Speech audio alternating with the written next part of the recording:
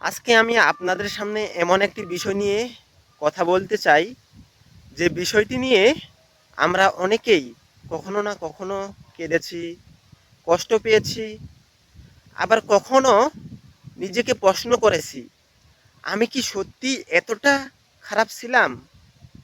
কি অবাক হচ্ছেন? আসলে বিষয়টি হচ্ছে ভালোবাসা। আপনি কাউকে ভালোবাসতেই পারেন, তার জন্য অপেক্ষাও করতে পারেন, এমনকি তার জন্য সব কিছু ত্যাগও করতে পারেন। কিন্তু একটা কথা মনে রাখবেন, যে মানুষটা আপনার মূল্য দিতে পারে না, আপনি তার মূল্য প্রমাণ করতে গিয়ে নিজের জীবনটা নষ্ট করে দিবেন না। তবে বন্ধুরা, ভালোবাসা জীবনের সুন্দর একটি অধ্যায়।